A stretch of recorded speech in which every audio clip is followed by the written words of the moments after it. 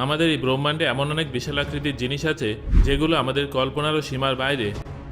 সেটা super giant নক্ষত্র হোক কিংবা বিশালাকৃতির ধুলোর মেঘ অথবা কোনো গ্যালাক্সি, সেগুলো এতটাই বড় যে আমরা তাদের বিশালতাকে ঠিকমতো উপলব্ধি করতে পারি না। আজকের এই ভিডিওতে আমি আপনাদের হিউম্যান স্কেলের নিরিখে ব্রহ্মাণ্ডের সবথেকে ভয়াবহ জিনিস ব্ল্যাক হোলের সম্পর্কে জানাবো। আপনারা সবাই নিশ্চয়ই জানেন যে ব্ল্যাক হোল অনেক বড় এবং ভারী হয়ে থাকে।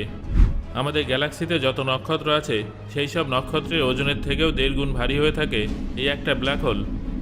ব্ল্যাক হোলের সম্পর্কে সহজভাবে বোঝার জন্য এই ভিডিওটা শেষ পর্যন্ত অবশ্যই দেখুন। কোনো বিশালাকৃতির নক্ষত্রের সুপারনোভা বিস্ফোরণের কারণে ধ্বংস হয়ে যাওয়ার পরে একটা ব্ল্যাক হোলের সৃষ্টি হয়। এই ক্ষেত্রে একটা শর্ত আছে, আর সেটা হলো নক্ষত্রের ভর টলম্যান ওপেনহাইমার ভলকভ লিমিটের থেকে বেশি হতে হবে।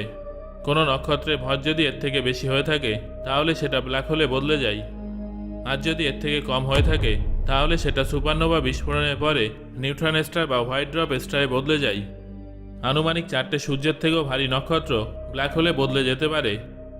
তবে বিজ্ঞানীদের মতে সূর্যের থেকে 4 গুণ ভারী নক্ষত্র সবসময় যে ব্ল্যাক হোলে বদলে যাবে এটাও কিন্তু নাও হতে পারে। সূর্যের তুলনায় 150 গুণ ভারী নক্ষত্র অনেক সময় মহাকাশে এত বিপুল পরিমাণে ম্যাটার বের করে যে শেষে গিয়ে সেটা নিউট্রন স্টারেও বদলাতে পারে না। একটা নক্ষত্র কিভাবে ব্ল্যাক হোলে পরিণত হবে তার পেছনে অনেকগুলো ফ্যাক্টর থাকে, যার মধ্যে নিউক্লিয়ার ফিউশন এবং গ্র্যাভিটির ব্যালেন্স ইত্যাদি উল্লেখযোগ্য। যদি গ্র্যাভিটি বেশি হয়ে যায় তখনই কোনো নক্ষত্র ভেঙে গিয়ে ব্ল্যাক হোলে বদলে যায়। অন্যদিকে আমরা যদি কোনো জিনিসকে একটা নির্দিষ্ট ব্যাসার্ধ পর্যন্ত সংকুচিত করে দিই তাহলে সেটাও ব্ল্যাক হোলে বদলে যাবে। এই বিশেষ রেডিয়াসটাকে সোয়ারচাইল্ড রেডিয়াস বলা হয়। যখন কোনো জিনিস এই রেডিয়াসের দ্বারা অতিরিক্ত সংকুচিত হয়ে যায় তখন তার সমস্ত ভর একটা বিশেষ পয়েন্টে গিয়ে থেমে যায়, যাকে সিঙ্গুলারিটি বলা হয়। এখানে গ্র্যাভিটি এতটাই বেশি থাকে যে আলো এর থেকে বাইরে বেরোতে পারে না, আর একেই ব্ল্যাক হোল বলা হয়। এবার আমরা যদি আমাদের পৃথিবীকে তার রেডিয়াস থেকে 70 কোটি গুণ সংকুচিত করে মাত্র 9 মিলিমিটারের সমান করে দিই তাহলে আমাদের পৃথিবী ব্ল্যাক হোলে পরিণত হবে। এই নতুন ধরনের ব্ল্যাক হোলটা আমাদের আঙুলের সমান হবে এবং তার মধ্যে পৃথিবীর সমস্ত ভর প্রবেশ করবে। অন্যদিকে সূর্যকে যদি 3 কিলোমিটারের সমান সংকুচিত করে দেওয়া হয় তাহলে সেটাও ব্ল্যাক হোলে পরিণত হবে। কিন্তু আমি এই ভিডিওতে পৃথিবী কিংবা সূর্যের ব্যাপারে কথা বলবো না, বরং সরাসরি সুপার ম্যাসিভ ব্ল্যাক হোলের দিকে এগিয়ে যাব। আমাদের গ্যালাক্সির কেন্দ্রে অবস্থিত স্যাজিটেরিয়াসে একটা বিশাল বড় ব্ল্যাক হোল, প্রায় 40 লক্ষ সূর্যের সমান ভারী এবং আকারে 5 কোটি গুণ প্রসারিত। এই ব্ল্যাক হোলটা তার আশেপাশের নক্ষত্রগুলোকে অদ্ভুতভাবে প্রভাবিত করে। মারাত্মক গ্র্যাভিটির কারণে নক্ষত্রগুলো এখানে অস্বাভাবিকভাবে অরবিট করতে থাকে। সূর্যের তুলনায় এটা 37 গুণ বড়। হিউম্যান স্কেলের নিরিখে আমরা যদি সূর্যকে একটা টেনিস বলের সমান আকার দিয়ে থাকি তাহলে সেই ভিত্তিতে বিশাল আকার স্যাজিটেরিয়াসের আকার কেমন হবে চলুন জেনে নেওয়া যাক। একটা টেনিস বল 3 ইঞ্চির সমান হয়ে থাকে। আমরা যদি সূর্যের আকার 3 ইঞ্চির সমান ধরি তাহলে সেই নিরিখে আমাদের মিল্কি ওয়ে গ্যালাক্সির সবথেকে বিশাল আকৃতির ব্ল্যাক হোলের আকার হবে 111 ইঞ্চি। হিউম্যান স্কেলের নিরিখে এটা একটা ঘরের সমান। তাহলে এবার নিশ্চয়ই আপনারা বুঝতে পারছেন যে স্যাজিটেরিয়াসে সূর্যের তুলনায় কতটা বড়। যদি এর ভলিউম সম্পর্কে কথা বলা হয় তাহলে এটা তার বিশালাকার দেহের মধ্যে কমপক্ষে 51,600টা সূর্যকে প্রবেশ করাতে পারবে, যেটা সত্যি অবিশ্বাস্য। তবে এই ব্ল্যাক হোলটা এমন কিছু আশ্চর্যজনক নয়। এটা আকারের দিক থেকে সূর্যের তুলনায় 37 গুণ বেশি হলেও অনেক নক্ষত্রের তুলনায় এটা অনেক ছোট। আমরা যদি বেটেলজুস নক্ষত্রের সঙ্গে এর আকারের তুলনা করি তাহলে এটা তার তুলনায় অনেক ছোট। এই নক্ষত্র তার শেষ পর্যায়ে আছে, আর অনেক ম্যাটার হারানোর পরেও সূর্যের তুলনায় এটা প্রায় 800 গুণ বড়। হিউম্যান স্কেলের নিরিখে সূর্য যদি একটা টেনিস বলের সমান হয়ে থাকে তাহলে সেই দিক থেকে বেটেলজুস নক্ষত্রটা 2400 ইঞ্চি বা 61 মিটারের কাছাকাছি হবে।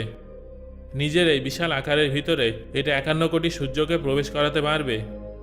স্যাজিটেরিয়াসে ব্ল্যাক হোলের তুলনায় এটা 21 গুণ বড়। একসঙ্গে 21টা বিশাল আকার ব্ল্যাক হোলও একে টেক্কা দিতে পারবে না। তবে যদি এর ভরের কথা বলা হয় তাহলে এই নক্ষত্রটা এক্ষেত্রে ব্ল্যাক হোলের কাছে হেরে যাবে। স্যাজিটেরিয়াসে সূর্যের তুলনায় 40 গুণ ভারী, অন্যদিকে বেটেলজুস মাত্র 15 গুণ ভারী। তাই ব্ল্যাক হোলের সঙ্গে নক্ষত্রের তুলনা সম্ভব নয়। তবে আমরা আমাদের এই বিস্ময়কর সফরে বর্তমানে আকারটাকেই গুরুত্ব দেব।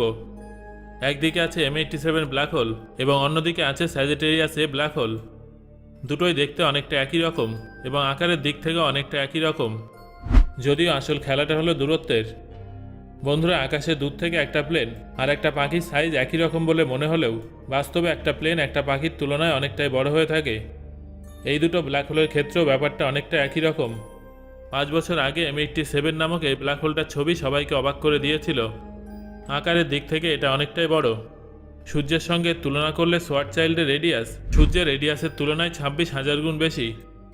26,000 সূর্যকে এক লাইনে রাখলে তবে এর আকার পরিমাপ করা সম্ভব হবে। যদিও এই আকারটা শুধুমাত্র ইভেন্ট হরাইজনের আকার, যেখান থেকে কোনো জিনিস, এমনকি যদি লাইটও চলে যায়, তাহলে পুনরায় সেটা আর ফিরে আসে না। তাই ব্ল্যাক হোলের ইভেন্ট হরাইজনকেই তার সঠিক আকার হিসেবে ধরা হয়। হিউম্যান স্কেলে সূর্য যেখানে একটা টেনিস বলের সমান এবং স্যাজিটেরিয়াসে একটা ঘরের সমান, সেখানে M87 2 কিলোমিটার ডায়ামিটার বিশিষ্ট হবে, অর্থাৎ এটা একটা ছোট গ্রামের সমান। M87 এর ভলিউম সম্পর্কে বললে এর মধ্যে 1700 বিলিয়ন সূর্য প্রবেশ করতে পারবে। যদি এটাকে মিল্কিওয়ের সবথেকে বিশাল আকৃতির ব্ল্যাক হোল অর্থাৎ স্যাজিটেরিয়াস এর সঙ্গে তুলনা করা হয়, তাহলে এই মহা বিশালাকার ব্ল্যাক হোলটা স্যাজিটেরিয়াস এর মতো 37 কোটি ব্ল্যাক হোলকে নিজের ভিতরে ঢুকিয়ে নিতে পারবে।